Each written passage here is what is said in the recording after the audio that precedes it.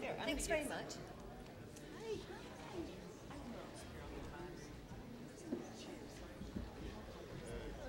I was playing you for a minute. Morning. Carolyn Makinson. It's lovely to meet you. And me too. I was at your panel yesterday afternoon.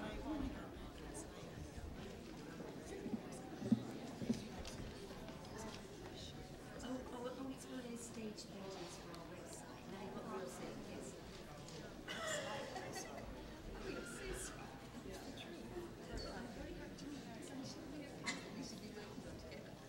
going to be talking immigration detention. I was just checking this out to see if they what I hope I would say.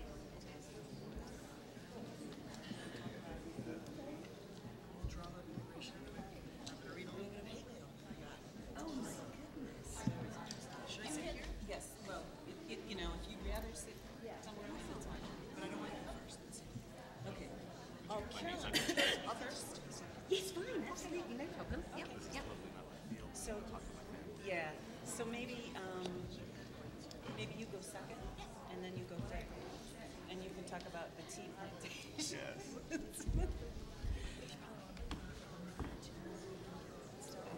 sounds good, thanks. I've seen a few people that come to your panel like repeating things.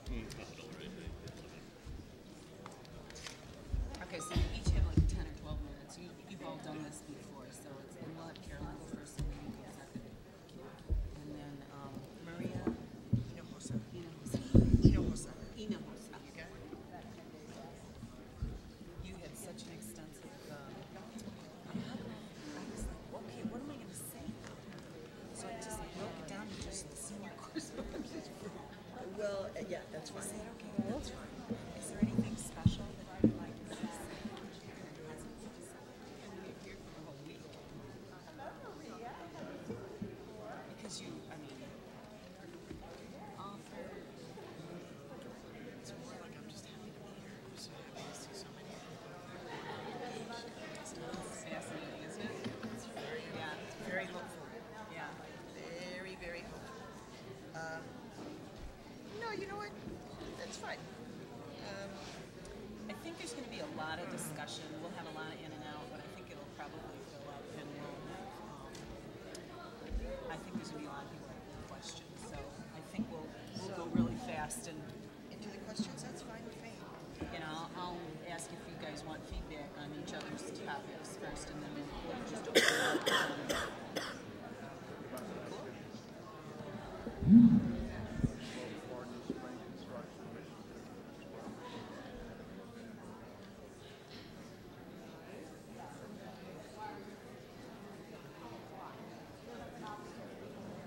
This morning, Tom Tancredo was on Sanho. We can do this. We can stop it in the drugs and stop it. Just Really? neutralize the border. Yeah, sure. We can do it. Because they've got all those lawyers who are going to be prepared, and they've got all those judges. And they've got all Welcome, everyone. We're going to get going here, and people will be coming in and out, so please turn off your cell phones if you have them with you. Thank you for coming to the 61st Annual Conference on World Affairs. Our topic this morning is topic number 5117, and the topic is immigration, one nation inhospitable. This morning, our panelists are from all over here, and long backgrounds on many things. So I'm going to introduce them really quick, and then we're going to talk and discuss each other's topics, and then move on to questions from the audience. So Maria Hinojosa, and she's the senior correspondent for the series Now on PBS and an anchor and editor for NPR's Latino USA, among many other things. Carolyn Makinson, she's executive director of the Women's Refugee Commission. And Sanho in the center here, is the director of Drug Policy Project at the Institute for Policy Studies in Washington, D.C. So we're going to start with Carolyn, if she could give us some feedback on what she thinks about this topic. Thanks very much. Well, I know we're not supposed to read things, but yesterday somebody asked me a question, and my data were out horribly by an order of magnitude. So I'm going to start out with a few stats, and I'm definitely going to read them this morning and play safe.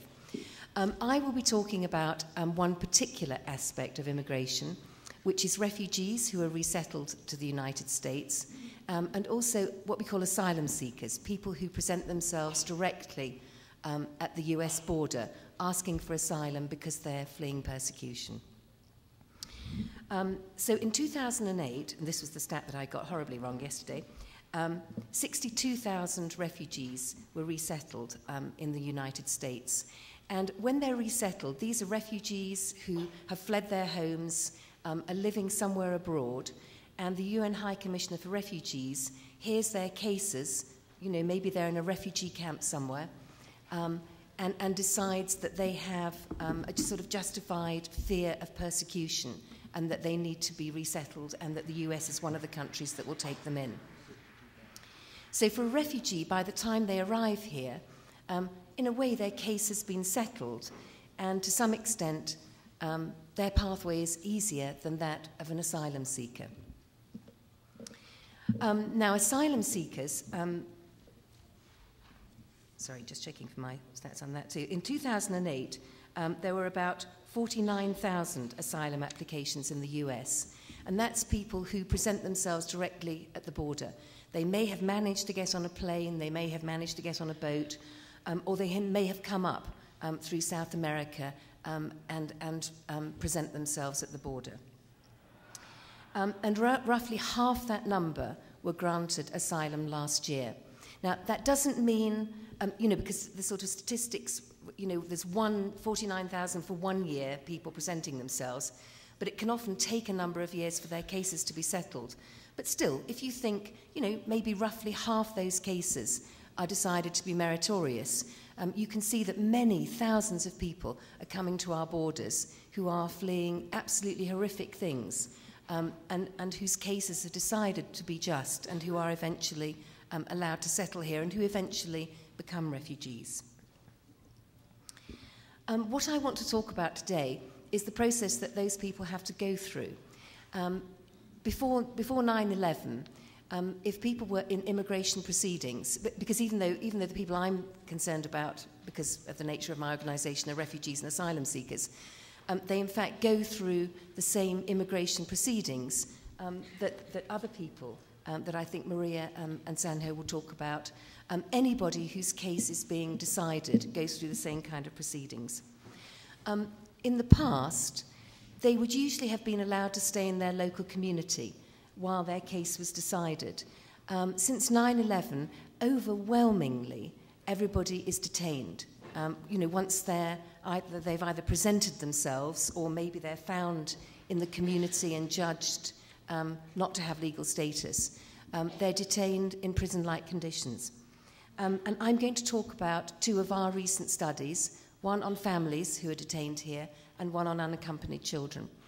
And something else I should probably mention, because I'm sure that you've all been reading about it in the newspapers, that's, I think, given people a window into this, really dreadful way that we deal with people who are often very, very vulnerable.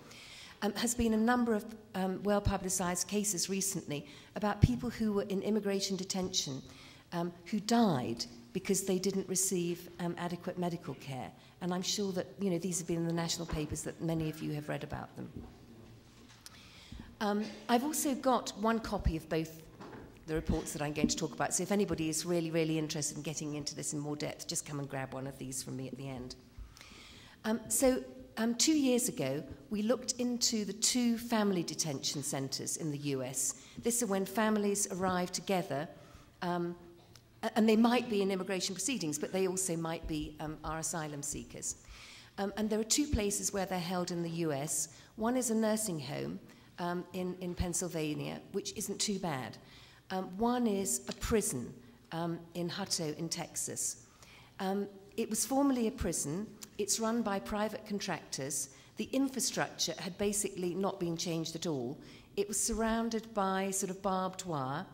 There was a kind of playground outside, which was bizarre for the children because they were almost never allowed outside, even though the playground was surrounded by wire that meant that there was no way they were going to be able to go anywhere.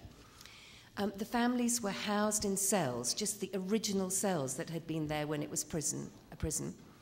The toilet was in the cell, just as it would be in a prison. There was no privacy around it at all. The families spent quite a lot of time locked in the cells, so that if any member of the family needed to go to the bathroom, they had to go in front of everybody else. At night, children as young as 6 years old were separated from their families and put, with other children. One of the things I found most heartbreaking at the time was that children were not allowed to have soft toys. I mean, maybe that's a crazy thing to worry about along with everything else, but if you can imagine what some of these children had been through before they'd even got to the US with their families, then to be separated at night and then to be told that they couldn't have any soft toy that they could take with them. The children had 1 hour's education a day. There were also serious problems with feeding. The sort of families were pushed through the sort of refectory at feeding times. I think maybe they had 20 minutes. When we were the first people the first sort of outsiders who managed to get into this detention centre, every woman we spoke to broke down and cried. And they explained that, obviously their children were tremendously anxious. We all know what it's like to try and get young children to eat food at the best of times. And they would have 20 minutes to try and get their children through the cafeteria. They weren't allowed to take any food out with them, even things like apples, which it would have been easy for them to carry out. There was also very inadequate medical care. Pregnant women didn't get antenatal care. Well, we published our report. It got a lot of attention in the national press, and I mean, I'm happy to say that some things have really changed. The American Civil Liberties Union launched a lawsuit against the Department of the Homeland Security on the basis of our report. And the Department of Homeland Security settled out of court, and they have implemented a number of our recommendations. I mean, basically, our big recommendation is, why do we detain families? They are not a big flight risk, and there are proven programs that have people sort of reporting to their local communities that, especially for family groups, are known to work. So that would be our big recommendation. We haven't succeeded in getting that one done yet, but we're still working on it. But children do get more hours of education a day. They spend less time locked in their cells. They have sort of privacy curtains around the toilets. They spend far more time outside having recreation. So anyway, good things can happen. So now I'll move on to our next one. Our most recent report has been on unaccompanied children. So many children, I think about 6,000 a year, present themselves or are found, often by Border Patrol agents, just alone. They may have been separated from their parents, they may have been trafficked and have been abandoned once it was clear that they were spotted, or they may simply be trying to make their own way up here to be reunited with family members. Several years ago, they used to be housed by the Department of Homeland Security, and so they were in facilities that we felt were completely inappropriate for children, like the sort of Hutto prison model. They would be in juvenile correction facilities. And so a number of years ago, my organisation with other organisations succeeded in having legislation passed that transferred the custody of those children from the Department of Homeland Security to the Office of Refugee Resettlement. And this is more of a social welfare agency.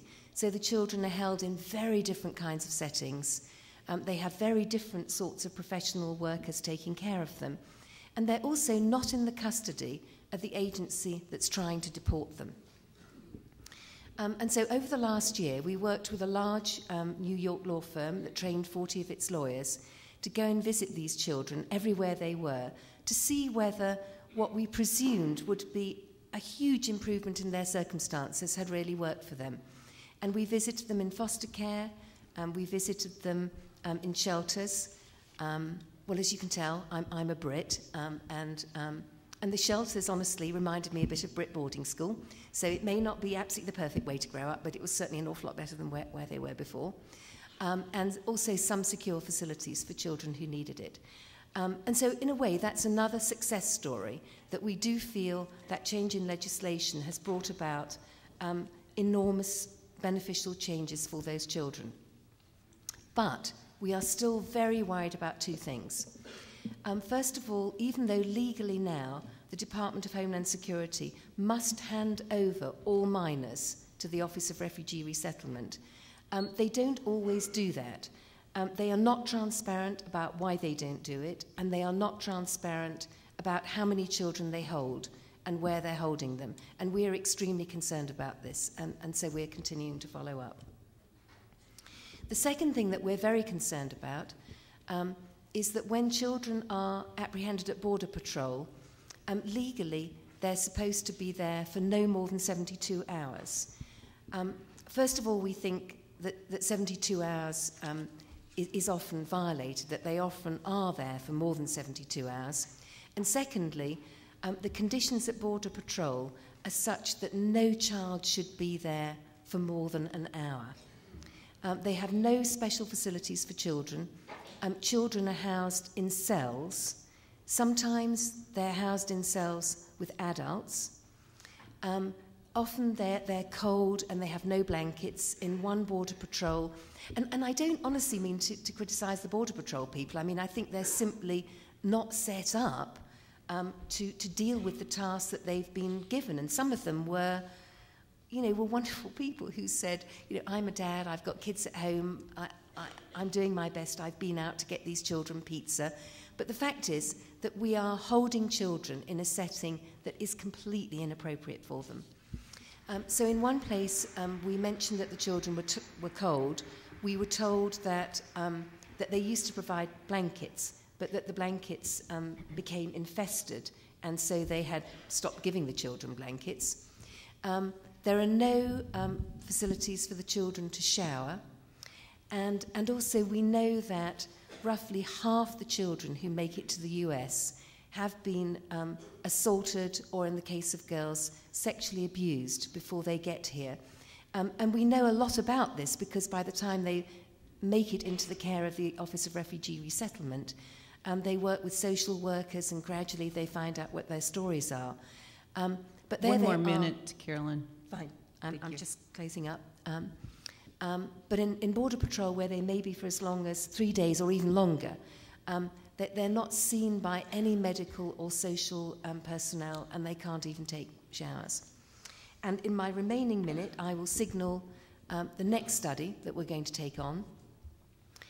We've discovered that many women in immigration custody in the US lose custody of their children because there's a sort of complete separation between immigration custody, immigration detention, and family court. And some women are separated from their children when they're detained, and they are deemed to have abandoned their children if they can't turn up for appropriate family court proceedings. And so that will be the next study that we'll take on. We'll obviously be doing a lot of casework to make sure that we have our facts right, and then we will be trying to bring legislative or administrative changes to make sure that this doesn't happen anymore. Thanks very much.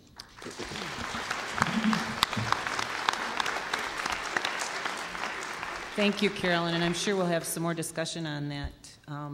But now we're going to hear from Maria.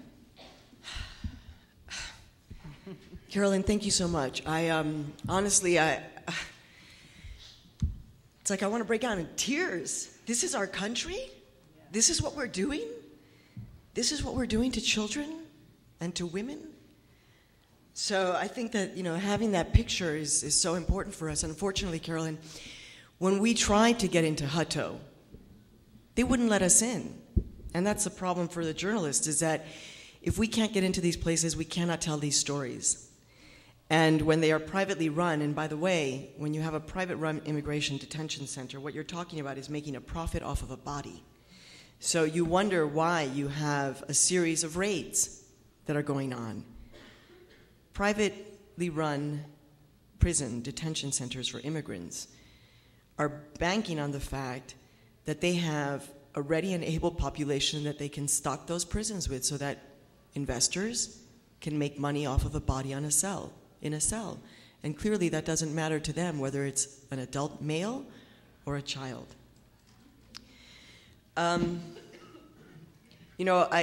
some of you may have heard me say this before, and for those of you who have heard this, please excuse me, but when I went to interview Samuel Huntington from Harvard, who wrote the book about how Mexican immigrants are destroying American society and culture, particularly undocumented Mexican immigrants, and I asked him, Professor Huntington, how many immigrants do you know? How many immigrants are you friends with? Do you spend time with them? And he said, no, not really. I just study them. And that's part of the problem is that you've heard me say, some of you, that what's been happening in our country is that we have created an image of a threat. And it has been a media image that has been created for ratings purposes. And unfortunately, when you create that image, what it does is it has real impact on people's lives. So that what we are seeing is a rising number of hate crimes against immigrants. And of course, the whole issue here is that who's legal and who's not? How can you tell that? We can't. When I think about what this issue is bringing up, I suppose that the most immediate is what are we going to do with the several million undocumented immigrants who live in the United States now? I was heartened by the fact that the Obama administration, through Cecilia Munoz, who used to be at the National Council of La Raza, is saying that it is going to take on this issue. But there are two things. One is the issue of regularizing or legalizing the immigrants who are here, and the other issue is, so what's going to happen in terms of the future? And we've been through this before and over again, and now we're at the point where we're building the wall, which, by the way, both Hillary Clinton and President Barack Obama voted for.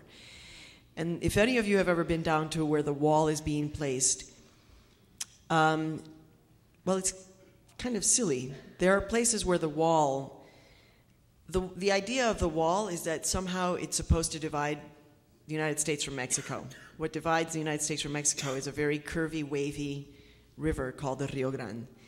And you can't put a wall that goes like this, right? So what they've done is that they've put a wall, and in some places they're actually dividing the United States from the United States, okay? So that people who have lived along the border for their entire lives, who have land that butts up against the Rio Grande, their land now has been divided by a wall. And how are they supposed to get from their house that's on the north side of the wall to their farm that's on the south side of the wall?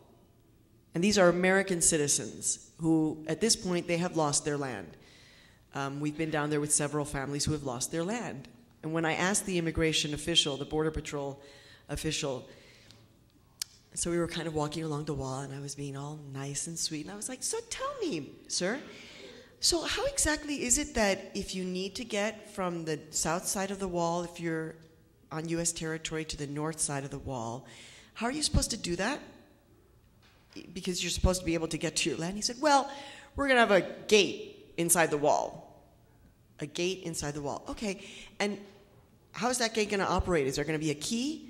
Who's going to have the key? He's like, no, we're talking now about push-button identification. Who's going to have the code?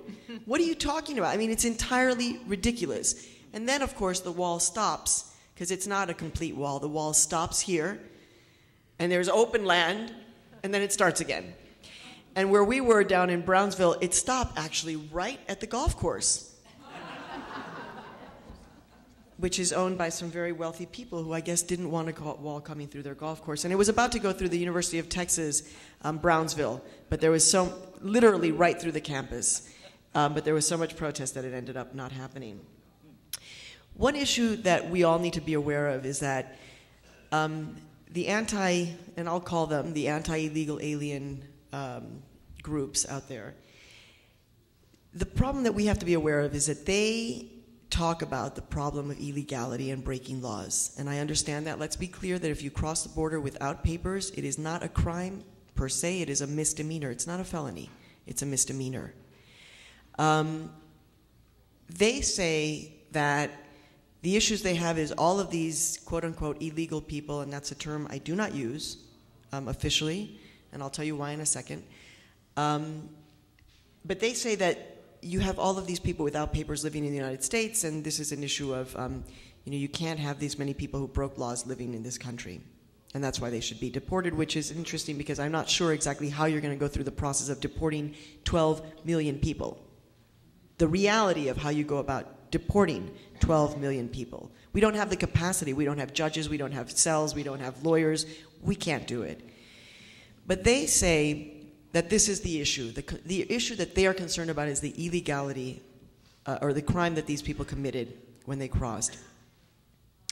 But very soon after that, they'll say, and plus, they're destroying our culture, and they're destroying our language, and they're destroying our way of life.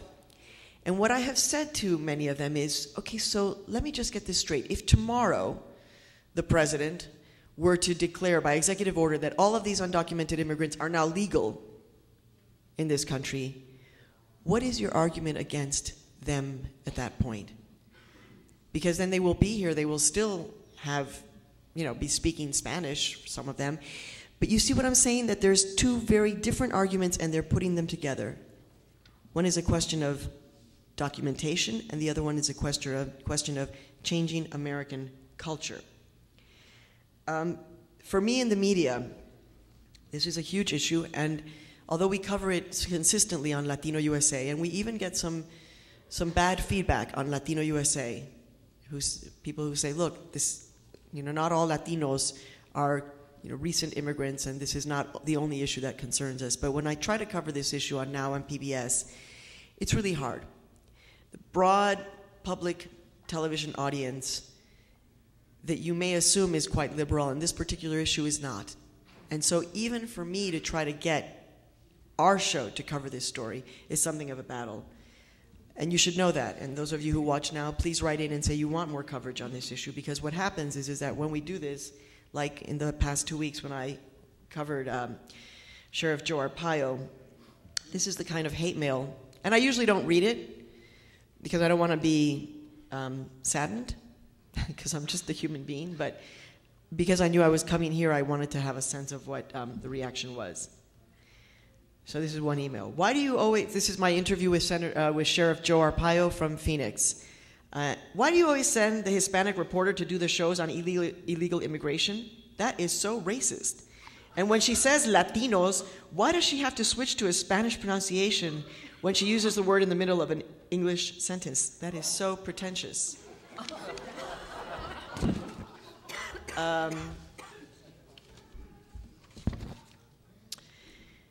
Why on earth did Now's managers and editors think it made any sense using a Latina as the interviewer with Sheriff Joe Arpaio?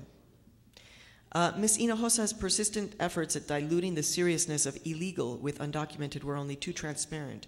One wonders just how she got to this country.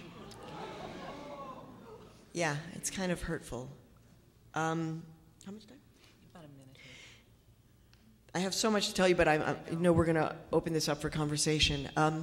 Some of you have already heard me say this, but I do think it's important for understanding that there are many terms that I don't use and try not to use, but for this conversation, one is I don't call myself a minority.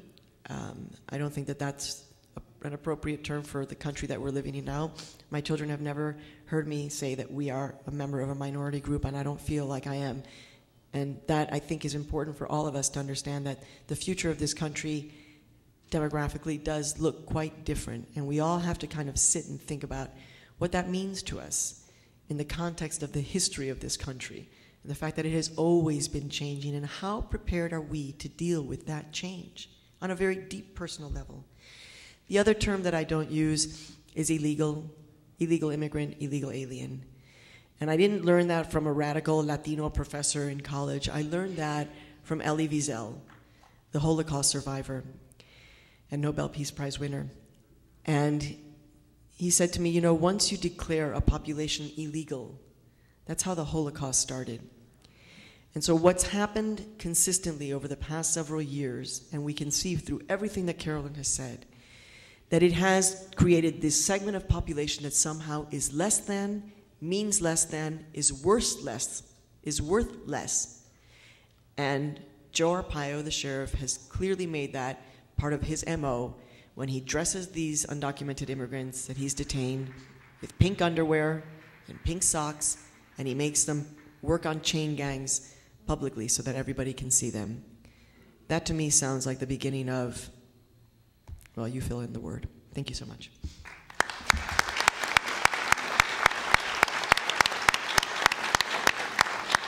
Thank you so much. Sanho tree, please. Okay, this is not a field that I work on professionally, but I do have a lot of intimate experience with immigration. I am an immigrant. And I've also do a lot of work in places like Colombia, where there's a lot of internally displaced people. 4 million now. This now rivals or possibly exceeds Darfur. And I want to put this in perspective by telling you a little bit about my family and particularly my father's story. He was born in 1927 in rural China. And this was during the Great Depression, and things were so hard that after so many generations living on the land would be divided up amongst the male heirs of that family. So you start out with a decent-sized farm hundreds and hundreds of years ago, and after so many generations, it gets divided, and you don't have a whole lot of land left to support yourself and your family. And so in the 1930s, in the midst of the Depression, my grandfather took my dad and left some of the rest of the family, but my dad and his brother up to Manchuria. Manchuria at that time was Japanese occupied. If you ever see the movie The Last Emperor, that's Manchuria. That's the emperor my father lived under. It's a great movie, by the way. Check it out. And he grew up in Japanese occupied territory. I mean, times were so hard, they willingly went into Japanese occupied territory. And my grandfather became a shopkeeper for a Japanese family. My father was once fluent in Japanese. Today he can't speak any, but once upon a time, that was the language that he was forced to study in school. And by the time the war ended, and it was a very tough life, today he suffers from the vitamin deficiency that developed when he was young. It was illegal for Chinese people to eat rice. The rice was reserved for the Japanese soldiers and to be exported back to Japan. So they had to eat sorghum, which is not very tasty and not very nutritious. And so today he has these red splotches all over his upper body as a result of that vitamin deficiency. And his fantasy, he tells me, the one thing he dreamed about when he was young was not toys or material things. He fantasized about rice. I personally grew up hating rice. I thought it was pretty bland and boring. But anyway. And so it was around high school when the war ended, and he remembers being liberated by the Red Army. The Soviets came into Manchuria and kicked out the Japanese. And then he was then again re-liberated when the Soviets pulled out by the Chinese nationalists when there was a civil war going on in China. And his village was then re-liberated again by the Chinese communists, who came in and kicked out the nationalists, and then back and forth again, re-liberated by the nationalists, then again by the communists. After a while, things get a little difficult, and so he flees down to Beijing, where there was some family.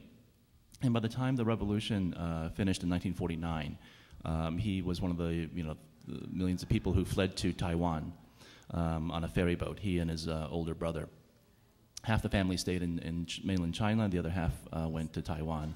And the idea was that no one knew which side would be better off, whether the communists or the nationalists would be better off.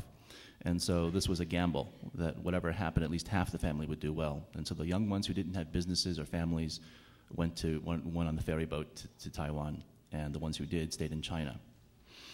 And he met my mother, who was also a refugee in Taiwan. And when they married in the 1950s, my father, who today weighs as much as I do, and we don't need to talk about how much that is exactly, but it's not that. He weighed about 100 pounds when he married my mother. Times were so hard. Taiwan was, relatively undeveloped, certainly for the huge influx of people that it was absorbing at the time. And he lived in Taiwan for about 15 years under martial law, of course. And in 1967, he studied and became a civil engineer. And in 1967, when they finally lifted the quotas, the racist quotas against Asian and Chinese immigration in the United States, he was allowed to immigrate to the United States.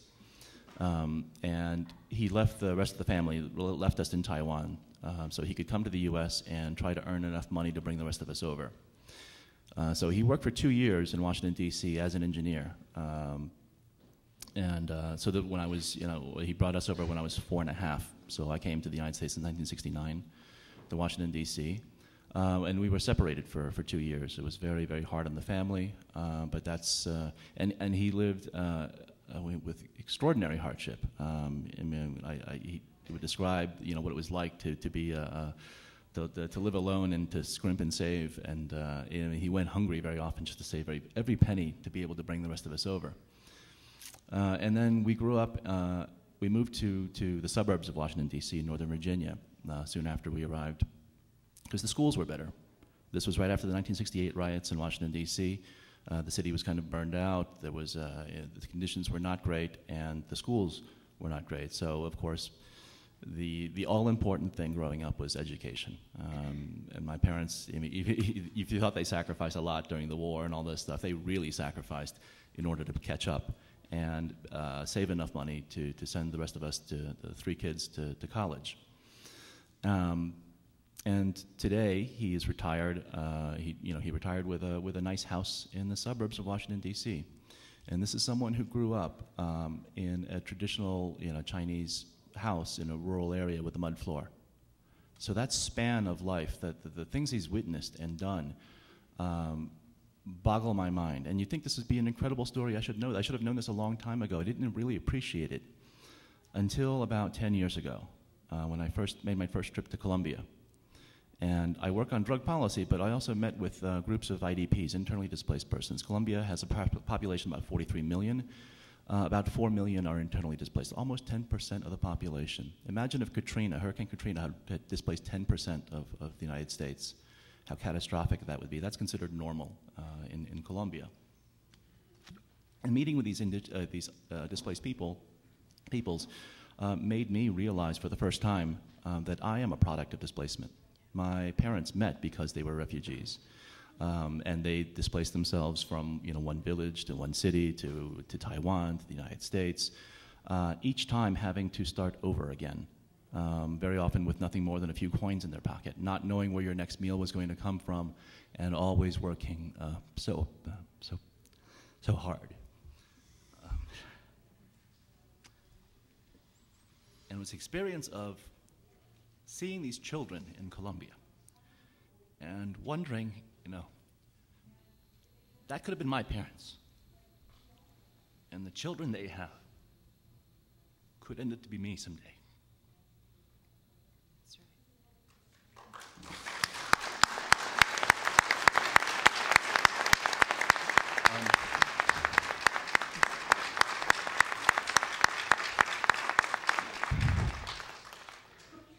When we hear this debate in the United States today, it really frightens me because I work on drug policy, and drug policy involves dehumanizing fellow human beings in order to do terrible things to them. Good American bureaucrats, law enforcement people, they're good people. They have families, they go to church, they think of themselves as good people. But in order to spray herbicides over peasant farmers and go to sleep at night, you have to rationalize things, you have to justify it in your head. I used to be a World War II historian, and I remember reading the diaries of war criminals. No one thought of themselves as a bad person. They all had these ways of rationalizing what they did. And it's the only way you can live with yourself, right? No one wakes up in the morning thinking, oh, I feel really evil today. Smithers, find me a dog I can kick. So I feel rotten. No, you always find ways to rationalize things. And sometimes the gymnastics in your head is kind of twisted, but you have to do that, otherwise you can't live with yourself. And so one day, 10 years ago, I read the introduction, the preface to the Drug Czar's National Drug Control Strategy of the United States. And this preface was very vague, it was very general, and it bothered me, and I didn't know why exactly. And I did one little experiment, which I do much more now, and it's a simple substitution trick. I took one word from the preface of the Drug Control Strategy, and I substituted the word drug with a different word. And you can find the favorite scapegoat of your choice. But this is one word that most people can recognize and identify with. So I'm just going to read you one paragraph from the strategy. The traditions of American democracy affirm our commitment to both the rule of law and individual freedom. Although government must minimize the interference in the private lives of its citizens, it cannot deny people the security on which peace of mind depends. And here's where the substitution begins. See if you can identify the word. Jews impair rational thinking and the potential for a full and productive life. Jews destroy personal liberty and the well-being of communities. Jews drain the physical, intellectual, spiritual, and moral strength of America. Crime, violence, workplace accidents, family misery, Jew-exposed children, and addiction are the only part of a price imposed by, are only part of the price imposed on society. Jews spawn the global criminal syndicates and bankroll those who sell Judaism to young people. Jews indiscriminately destroy young and old, men and women, from all racial and ethnic groups in every walk of life. No person or group is immune. If you want to know when someone is scapegoating, when you take a cornucopia of social ills that took us generations, decades of neglect and policies to dig ourselves into this mess that we're in today, and we assign all of this blame onto one scapegoat, one demographic, and say, if we only got rid of that or them, things would be wine and roses. Everything would be great again. And that's what I want to leave you with today, is to remember that, to put a human face on these things. Imagine if the United States went through a Great Depression, another depression that was even more profound than the 1930s, and imagine that you could not feed yourselves, and that you were so desperate you had to go to another country. Let's say Canada was somehow magically shielded from the Depression. They still had food there. They had jobs there. There was prosperity. Would you watch your children go hungry if you could find some way to feed them? What would it take to let's say it was French-speaking Canada. What would it take? What kind of courage does it take to go to a land where you don't speak the language, where you don't know except maybe one or two people, and to adapt and to struggle and to learn a new language while you're trying to earn enough money to bring your family across? That's the kind of character that I think this country was founded upon and needs. Thank you.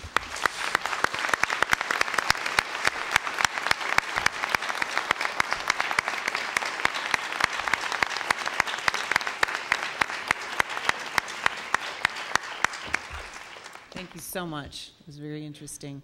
I'd like to open it up between the panelists right now to see if you have something to discuss amongst yourselves about what each one of you talked about. Maria? Sanho had said that he was very worried because this was not his issue. Exactly. I didn't know what I was going to say until about half an hour before I came this morning. What it says to me, though, is that we all have to use this moment in history to ask those questions because we are all immigrants. The first illegal aliens were the Pilgrims. They didn't have papers. We all have to ask ourselves, how did we get here? What did it mean to get here? What did it take?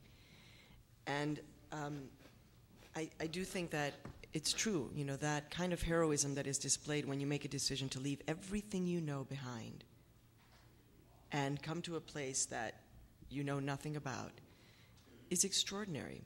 And yeah, it's absolutely a brain drain that's happening throughout Latin America and Mexico. On the side of the United States, I think we all have to ask ourselves, is this the country that we want to be living in with the conditions that Carolyn was describing? I have wanted to ask consistently, what kind of a policy, what kind of a country does it make us when we are prepared to separate women from children or fathers from children? And there's undercover video. If you go to the New York Times website, there's undercover video of one of Sheriff Joe Arpaio's deputies in the process of separating a mother from her children, and it's extraordinary.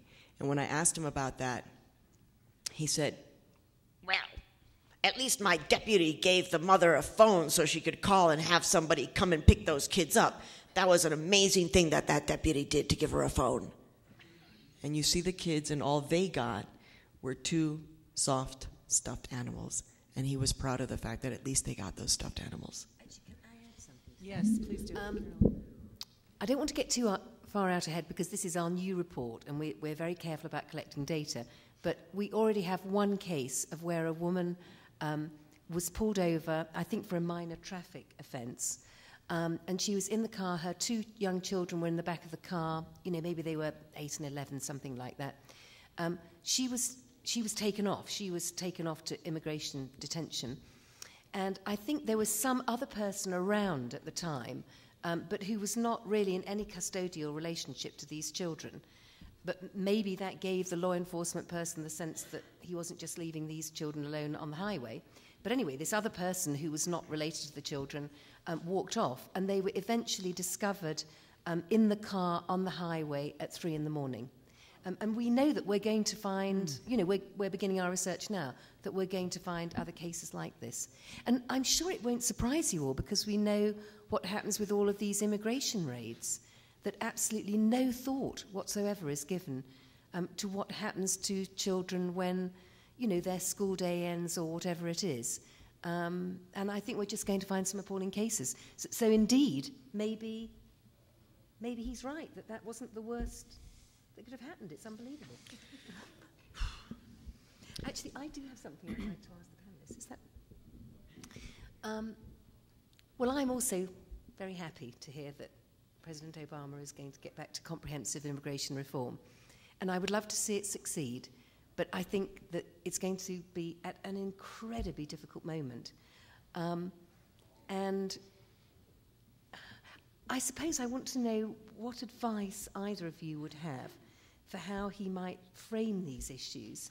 At the end of the day, what we want is to succeed, to have something that doesn't completely divide the country, that promotes greater understanding and a sort of bigger understanding, so that people don't think in a narrow way, well, if this person gets what they want, I will lose something. We need to kind of promote just a bigger understanding of our interconnectedness and how we can devise policies that won't be a sort of win-lose, and yet will enable us to get this kind of reform through that we clearly need. So I don't know. I'm not sure I have any bright ideas, but I wonder if either of you two have advice for President Obama on how he can, and he's such a wonderful orator, of how he can begin to reach out so that it doesn't just become a, I don't know, Democratic, Republican, or the sort of pro-immigration versus, but that we begin to promote a broader understanding that hopefully will get most people on board. Sanho, do you have something to add? This is not how he should do it as a head of state, but this is how I would do it. One of the most striking posters I can recall is one of, it's a Chicano poster from the 1960s, and it's a picture of, I've seen different versions. One is an Aztec warrior, another one is a Native American with a feather in the, and the caption, the question is, who's the illegal alien pilgrim? And this gets to our national history and memory, and it's important to deal with these issues because this is a country founded on the foundations of slavery and genocide. Let's be blunt about it, okay? The land we are sitting on is stolen land, or land acquired at, let's just say, made offers that people couldn't refuse. And until we come to terms with this, I mean, as a World War II historian, one of the things I studied was trauma and national memories and how do you get over trauma. Judith Herman wrote a book called Trauma and Recovery, which deals well with some of these issues. But the idea is that you have to, there are three basic steps. First, you have to acknowledge that a wrong took place. Second, to make an apology, that you acknowledge this was wrong.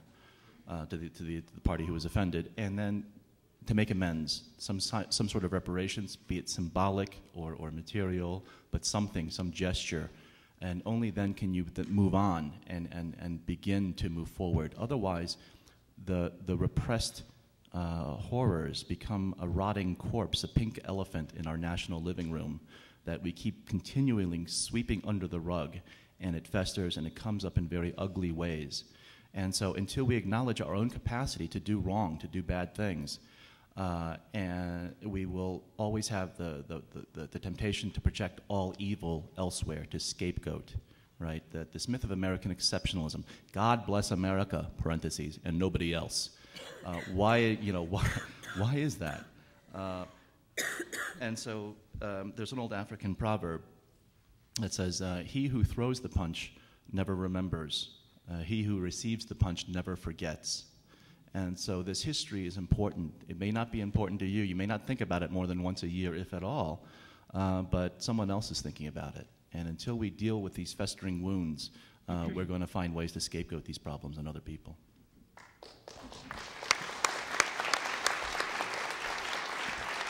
I would hope that the president speaks from the heart. You know, maybe he's not going to hold up that poster, but I think if he does a major speech like he did on race, on this issue, and I was always very intrigued about the fact, I mean, I understand it politically, about the fact that Barack Obama did not run as the son of an immigrant. You know, he could have. He chose not to. But I guess, you know, what's important is, I was thinking about this yesterday. I was like, okay, well, could he just say, be real, people. Do you really think that you taking the job of cleaning the bathroom in the airport or working in the fields, is that really the job that you want to have in this recession? Really? Because actually, the statistics show, or the numbers show, that if you were to legalize the undocumented workers, that would actually have an upward shift in terms of the salaries of everyone. As long as they're here, there is a tendency to perhaps lower salary, lower wages. But actually, it was my brother at UCLA who did this study, and it was quoted in the New York Times Sunday editorial, where they came out saying, legalize them because it's the best thing that you can do for the economy, and it will actually lift all workers. And finally, we may be on land that was taken, stolen, bought. But, you know, I have never met an immigrant who ever said to me, oh, yeah, I crossed that border because I was coming back from my promised land. I'm here to take back Aztlán. You know, immigrants who are coming from Mexico don't think that way. It's, as Sanho said, it's a matter of this is life and death, and I'm going to do everything I can to save my family. So we need to be very understanding of what happens when those immigrants make that choice. And one of the things that helped me to move on from my own post-traumatic shock after 9/11 was being down on the border and witnessing the smuggling of 2 children, and seeing that the trauma that I was still kind of involved with post 9/11 was a trauma that people were living with day and night on that border. And we need to realize it's happening as we speak. And we need to open this up for discussion. And anybody who has a question, there's a microphone in the middle there. If you could walk up there, and we'll take your questions. If we are, to some degree, inhospitable in this nation, are there some valid reasons for resentment? The population of Mexico in '65 was 46 million. Excuse me. Yes, stand a little closer. The population of Mexico in '65 was 46 million. Today, it is 108. We have never had a public debate in this country on the question of, should we accept the world's excess population simply because it exists? Because this is de facto what we are doing. I mean, whatever happened to the ideal of zero population growth? Could each of you give me a short answer on that? And whether you think we should have that discussion. To me, it's valid. To me, it's also a resentment, because I believe in zero population growth. Did you understand the question? Yep. Oh, okay. Go ahead. Well, I have to be honest that I've always thought it was curious that people could think about overpopulation as though we could treat the US as something separate from the rest of the world. I mean, clearly, as a world, we are dealing with population growth, but I'm not sure that the most sensible policy in relation to that is to try and sort of isolate the US. I mean, it just doesn't make any sense. I mean, even if we succeeded in creating a theme park here, it's obvious for everything we know about environmental change and global warming that there's just no point thinking about the US as separate from everywhere else. Secondly, I think an enormously useful role that's played by immigration is the remittances that get sent home to places like Mexico that help create jobs and economies there. And that is eventually what will reduce population growth, is other developed economies, people having better alternatives. It will also reduce eventually the pressure for immigration. And it will also create markets for our economy too, as we've been seeing recently with China, and we're now kind of worried in the current economic downturn. I mean, it's just obvious that we're so interconnected.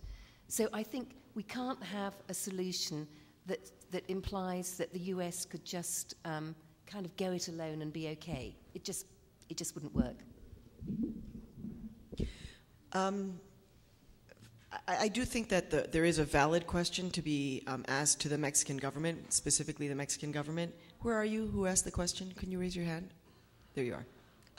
I do think it is a valid question to ask to the Mexican government. When Fidel Castro was allowing the people to leave during the Balseros crisis, this was 1994, everybody was looking at him and pointing fingers and saying, you're letting your people die. The same question needs to be asked to the Mexican government. They do see it as an escape valve, and they need to, just as Hillary Clinton went recently and said, the U.S. has a responsibility in the drug problem. Mexico should say, and we have a responsibility. We are a wealthy country, and we should not be letting our citizens go at peril in the desert. I don't believe it's an excess population. I think that we're talking about push-pull factors. I think we're talking about if there was a strong economic base in Mexico, yes, most people do not want to up and leave their homes. Most people do not want to do that. But I guess the question that I would ask you, and you don't need to answer it, maybe later you can tell me, but the questions that I had for you are, what does that resentment do to you profoundly? Are you angry all of the time? And does that anger fester? And I'm saying that, I'm asking that from a very personal place, because I don't know, I mean, I was angry for the past 8 years living under the Bush administration. I was doing, and I believe in democracy, and I believe in taking to the streets in whatever way, and when there are anti-illegal immigration activists out there on the street, I'm like, hey, they're engaged in democracy. But I'm asking you on a very personal element. How do you live with that resentment?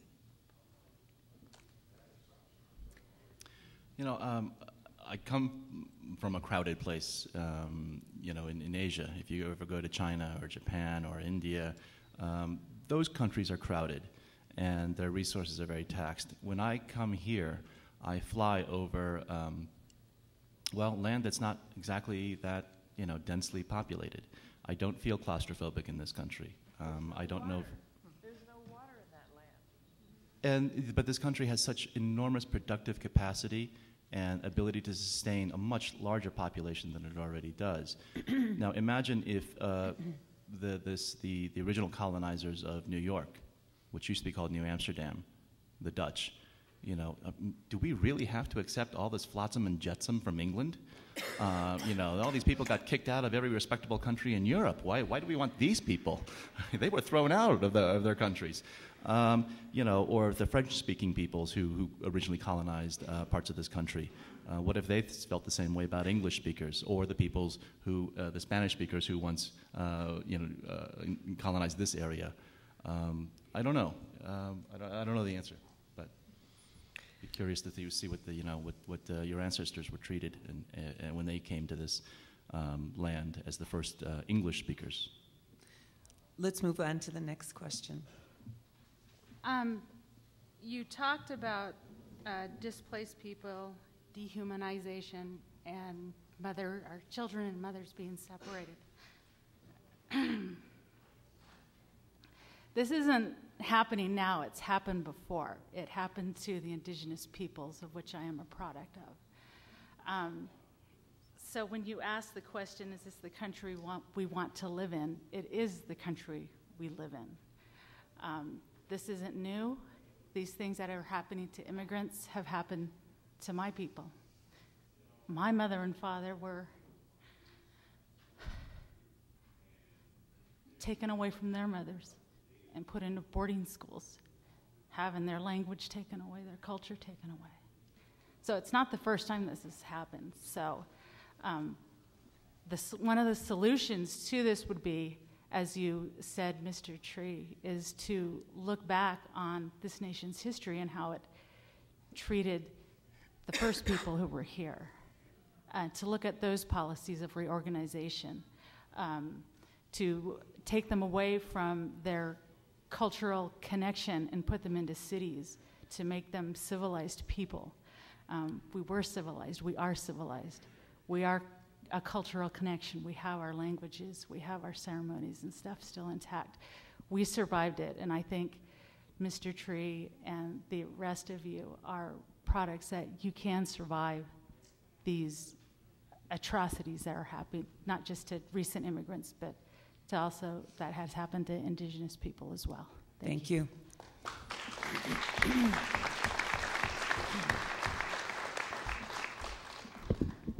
Hi, I'm Scott Callinger. I'm a senior linguistics major. I'm here with my Spanish class.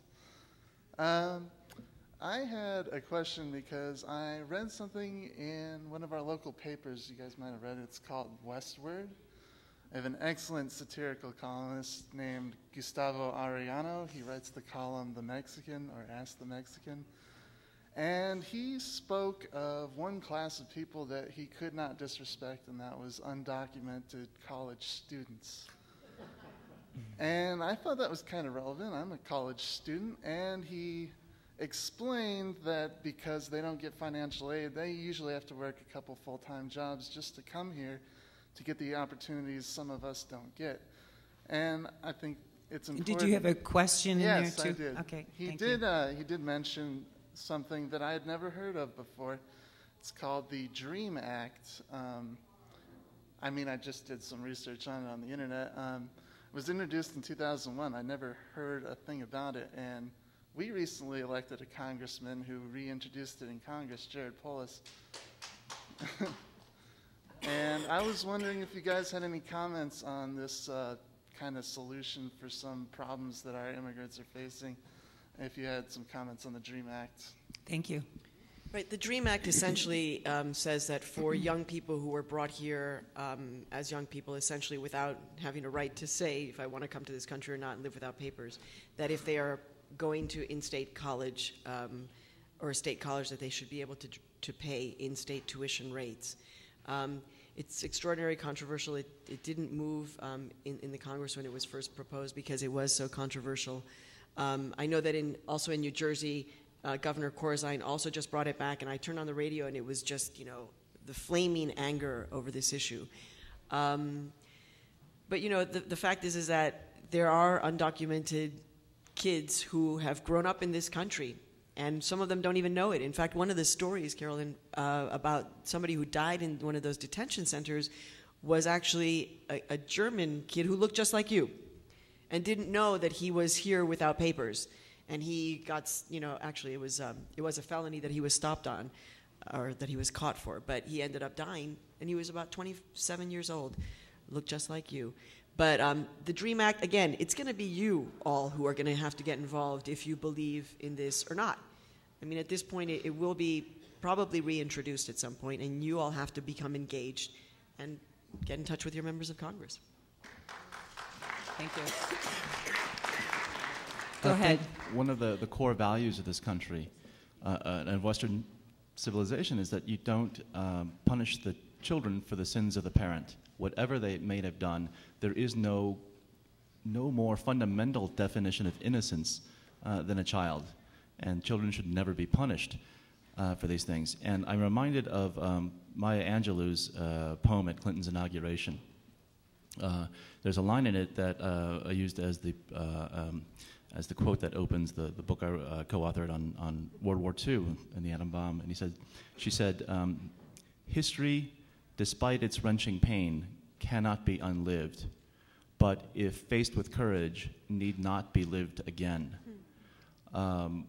Your ancestors, each of your ancestors, probably done something that was perhaps by today's standards not entirely legal in terms of land acquisition. There could be lawsuits that go on forever as to who took what from whom. And should we hold you as descendants individually responsible? We would say that was absurd. and that the principle should remain the same, that we not hold children, we don't punish them for things that their parents had done.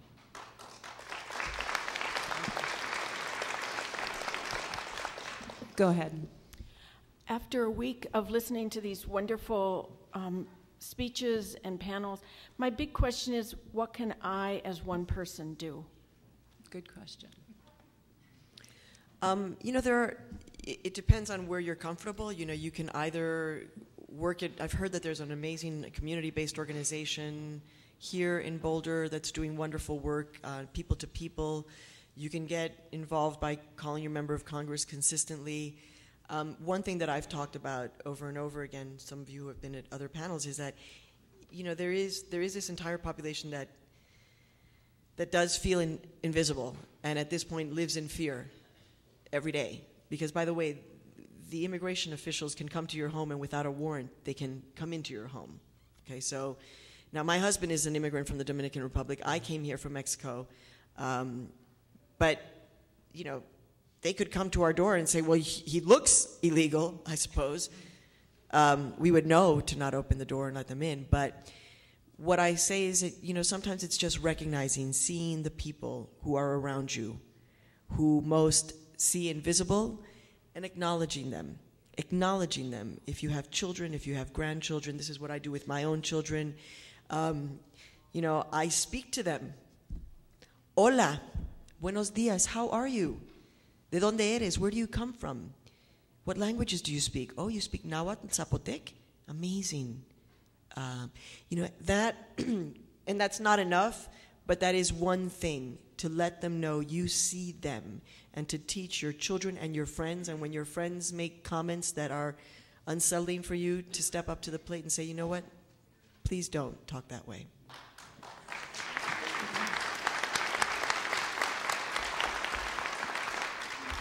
Yes, Carolyn? Go ahead.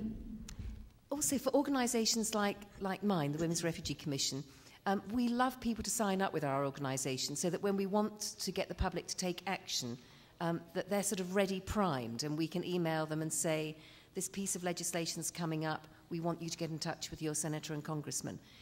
So I would say, I completely agree with everything that Maria said, but that's another way. If you find the organisations that are really working on bringing legislative and policy change on the issues that you care about, sign up with them, and they will probably then be able to signal to you when there's a particularly important moment to really get everybody mobilised behind, some important thing that's going on in Congress or somewhere else. Thank you. Go ahead. I'm a historian originally, and so my natural tendency is to start digging back into history. And a bit of local history might be something, a useful exercise. Not so much, not to assign blame or anything, but terrible things have happened on these lands. And you might start by looking in the place where you live. Who once originally lived here? Who then came and displaced them? And so on and so forth. That the original inhabitants of this land spoke a different language, worshipped different gods. And how was it that you came to be here today? Perhaps look at your own family genealogy. When did your ancestors come to this country?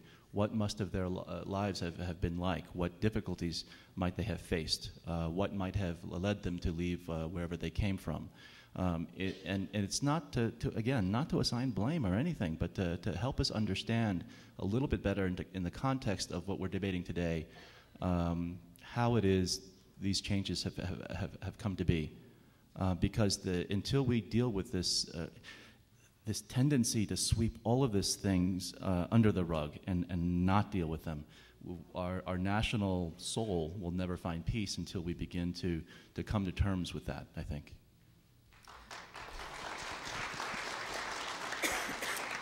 Thank you. We've got about 15 minutes, and I'd like to get everybody's questions in. So. Hi. So I received a mass email a little while ago, and basically in summary, it said that there were massive detention centers located in every state that could hold about 1,000 to 1 million people, and that in the event of a mass roundup of illegal immigrants, these detention centers would be used. And so I was just wondering if anyone knew if this was a conspiracy theory or if there was actually something behind it. Thank you. Has anybody heard of that? No, but can you send that to me? I'd like to see it. Yes, yeah, I think I'd like to see it too.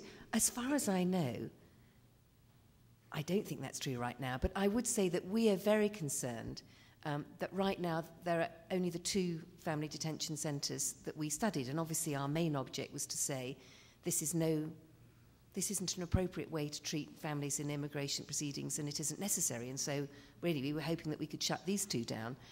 We are quite concerned that there is a sort of request for proposals or contracts to build several more of these. And we hope that the present administration will reconsider that. We think it's the wrong way to go. And obviously it's spending money on something where we could spend that money an awful lot more usefully. So we're certainly concerned that that's the direction that things have been heading in. But I honestly don't know. But like Maria, I mean, do send it to us. Maybe it's something we don't know about. I'm always a little suspicious about anything I read on the internet these days. There's journalist Matt Taibbi had a great phrase for it. He said, it's possible nowadays to go reality shopping on the internet. And if you don't like the one you live in, you can find lots of websites that will reinforce your worldview. And from the left and the right, people do these kinds of things because it advances their particular agenda. I know nothing about the specifics of your case, but I'm just saying as a rule, be a little bit skeptical, I think. The Great Decisions program recently identified overpopulation in Mexico as a problem. This challenges your statement that it was not a problem. Okay. Go ahead. Well, in answer to that, I was surprised to see on PBS that Mexico has got a legalized abortion, much to the consternation of some of the Catholic priests and hierarchy. And they're getting people from all over Latin America to come for abortions, almost more outsiders than Mexicans. I would recommend a film documentary called The Future of Food, and it showed how our subsidized corn pushed into Mexico, the Mexican farmers could not compete, and it made many, many farmers give up and go into cities where there is no jobs, and then where there are no jobs, and then which also means more immigrants coming. How can we get our own government to look at the agriculture of our country and the subsidizing of, millionaire agriculture, big farms, and change that policy? Because I think the last vote, it was they weren't able to change the subsidy. And thank you so much for all of your sharing. It's been very deep. Thank you. Does anybody have any comments on her question? This is a shameless plug. I'm for many years been on the board of a group called Witness for Peace, and it's a great nonprofit organization that takes people from the United States and all over the world to see the effects of U.S. policies firsthand in Latin America and the Caribbean. And we've operated in many countries over the years, but we've had a long-standing presence in Mexico, also Nicaragua, Colombia, that sort of thing. But you can go on delegations, which you have translators, they take care of all the logistics and everything. And one of the things that we do in Mexico is study the roots of migration that shows, you can come face to face with people who've been forced off their land because of our cheap corn, and how NAFTA and free trade, free trade is so important in all of this, that the unintended consequences or the indirect consequences have just been tremendous and caused such incredible social upheaval in countries when our Our economists think, these technocrats think, oh, it's just a matter of economics. We can grow corn much more cheaply than you can, and therefore everything will be better. If your people will be freed up to work in factories and other things. But the kinds of tremendous upheavals and tearing people from the land, which has sustained them culturally and the values, the customs that have evolved from centuries of agrarian village life, has suddenly torn asunder from that and thrust into new realities, urban realities, where you don't have the history or the experience, the wisdom to navigate this new reality, and all the social problems that arise from that, all because some technocrat thought, oh, this will be better for farmers, the cheap corn, and the ripple effects of that are tremendous. Actually, I might say something from the refugee perspective. We also would love to see a change in the sort of international food aid. And when the crisis arose recently, the one thing that really didn't get talked about was the way that we handle refugee and displaced populations. We would like to see them, rather than just being in limbo, and I know I've talked about this in some of my other sessions, not allowed to work, not allowed to participate in their local economies. We would like to see them participating in local agricultural production, or having jobs that enable them to tap directly into the local agricultural market, rather than having this system that's incredibly wasteful in all sorts of ways, including on transport and energy. And obviously we're relieved we have it now, because otherwise people would have nothing to eat. But we think, again, that's something that needs completely rethinking, and that there would be huge advantages in a number of ways in just handling that very, very differently. Go ahead. Good morning. I want to thank you all and everybody actually who's here today, because the reality is that nothing changes unless we all show up. To the lady who asked, what do you get to do? You showed up here today and it makes a difference. It really does. And as a Native person, it makes a difference in this country, Sanho, I listened to you and I want to say thank you, a profound thank you. We don't heal collectively until we acknowledge the indigenous peoples. I don't care where in the world it is. So as one, I want to say thank you to the comments you made today and how you stand and how you present yourself. I think about immigration laws and I can't help but think about what happens within the Native community. There are people in my own community who are 100% Native and are not acknowledged at all, because they don't have the blood quantum, enough quantum to be acknowledged in any particular nation or tribe. And so where do they go? And where do we draw that line? Why do we need to draw that line?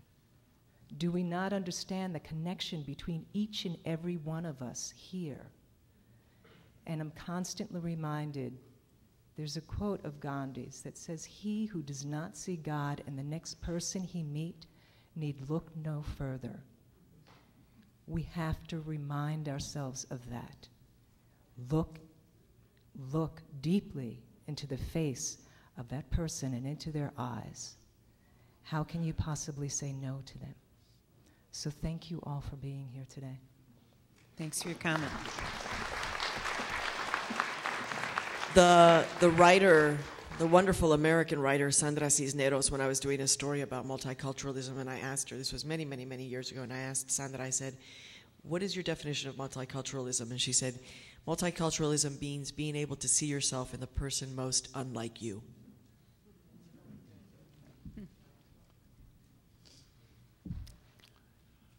I too want to thank everybody for your very thoughtful presentations. I especially want to thank Sanho for mentioning migration that results as a result of policies like NAFTA, for example. And historically, people have always migrated. And I'm not sure the reasons today are any different than they ever were. They migrate because they're hungry and there's not enough food to feed them. They migrate because it's a hostile environment. They migrate because of war or because there are people that don't welcome them, and they move. And I think that's a lot of what the migration today is, except that there are a lot of policies that actually promote that rather than neutralize that. So I'm wondering why you wouldn't use the term migrant rather than immigrant, because the only thing that makes the person an immigrant are our immigration laws, which are different in every country and have been different in every period. There's nothing sacred about an immigration law. And this is, in a sense, is natural movement for people looking to survive. Thank you. Does anybody have an answer for him on that? Migrant rather than immigrant? It's a great point. Thank you for bringing it up. Maybe think of things differently. For some reason, just this image popped in my head, and maybe it should be a New Yorker cartoon, but I just pictured Neanderthals talking amongst themselves and saying, "Oh, here come the Homo sapiens. There goes the neighborhood." Yeah. Put up the wall. Build that wall. Well, we've just got a few more minutes here, and is there anybody else who has a question? That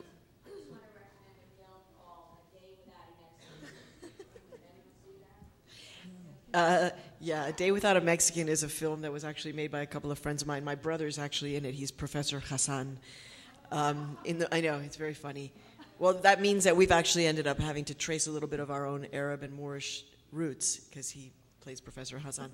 It's a wonderful movie, and it's a reality. What would happen if one day all the Mexicanos and undocumented workers...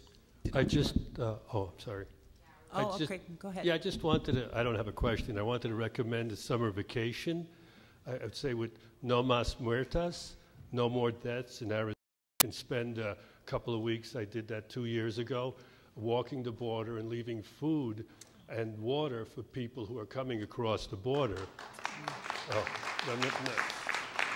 Not for me.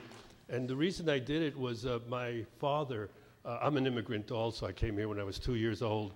My father refused to wear the black shirts of the fascists in Italy, and so thought it was a good idea to come here. And I wanted to get a little bit of that feeling, and walking that border, it's starting at like 5 a.m., and by 9 a.m. it was 116 degrees, and we found along these trails that we would leave water and food, clothes that migrants could no longer carry, backpacks that were brand new, dungarees, clothes, children's clothes, and for the first time I really realized what it meant to walk in someone else's shoes. So if you have time to volunteer, No Mas Muertas, this was south of Tucson. They also have an office in Phoenix, where Joe Apaya is. And thank you for that program, Maria. Thank you so much for your comments, and that really is special that you did that. I ended up being in Tucson. This was when I was at CNN, and there was a local organization that did a FOIA request to get the photographs of the morgue photographs of the people who don't make it. And they actually wanted to get the photographs so that they could somehow get them to the families so that there could be some kind of closure. And they were horrific photographs because actually dying of dehydration is one of the worst deaths you can experience because you essentially go crazy. And they could have been, they looked like they could have been my cousins, my aunts and uncles, or yours actually, or yours. I don't know what happened with that information, what happened with those photographs, but I'll never forget being on the border and covering that story and running with the Border Patrol as they were doing one of their chases and ending up with a group of undocumented immigrants who had just crossed and been stopped. And I was running through the desert trying to catch up with them. And of course, as soon as I saw them, I started saying, "Somos periodistas, no somos el gobierno, no somos inmigración. We're journalists. We're journalists. Please understand who we are." But I was out of breath. And this young man who had just been stopped, of course, he traumatized, right? His first time crossing, he's stopped. He's got the immigration, right there. He's got cameras. And I fall on my knees because I'm out of breath. And he says to me, he has a gallon jug of water. And he says, "¿Quiere mi agua, señorita? Do you want my water?" So thank you for your humanity. I come from a community that has a lot of immigration pressure, Miami, Florida. We have our good immigrants and our bad immigrants. And I was wondering, Carolyn, whether you're familiar with an organization called FIAC, the Florida Immigration Advocacy Center, which I head up a philanthropic fund that helps support that organization, and whether you have some words having to do with what organizations like that create resources for immigrants can accomplish. We work very closely with FIAC, and in fact, we even have joint funding projects with them sometimes. So they're a key partner of ours.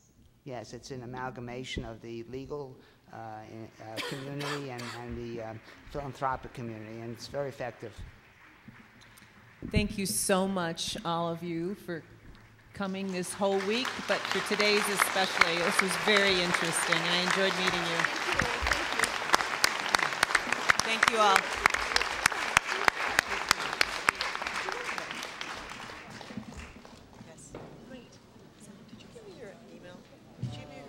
And I need your card, Carolyn, also. I need your card. Yes, when I have your Dude, I'm afraid of you. You were like, I'm not going to have anything to say. Dude. I don't know what you put us to shame, man. Put us to shame. Right? I woke up this morning hungover from the party last night. Crap, what am I going to say this morning?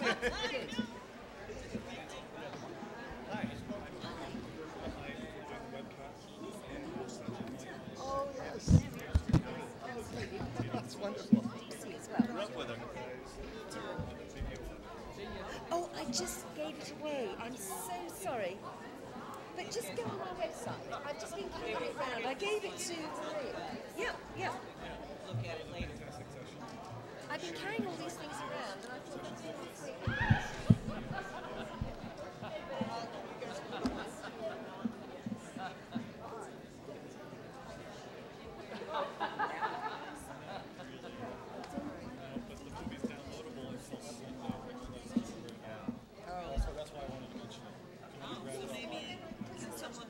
Doing the research on the project. Great, thanks a lot. Thanks.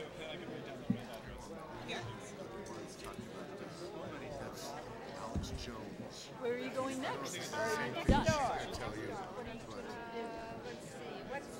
I'm sorry. I'm supposed to be in another session right now. Oh, no, it's right here. Yes, yeah. You come down. I hate I just got one left. See what they say about it. Yeah, and what's up for the other two? Because I know Dick tried to go. Tom tried to get into that other one. I just gave away my last. I think there are a lot of those conditions out there. No, here we go. More just policies. So many elites. No, I'm about to see the screenwriter, though. I know. I'm about to see her on Sunday, the screenwriter. She's a friend of mine. Great, thank you. Alex Jones. Infowars.com. He's been writing about this issue about whether there's been a secret domestic. These are the kind of things we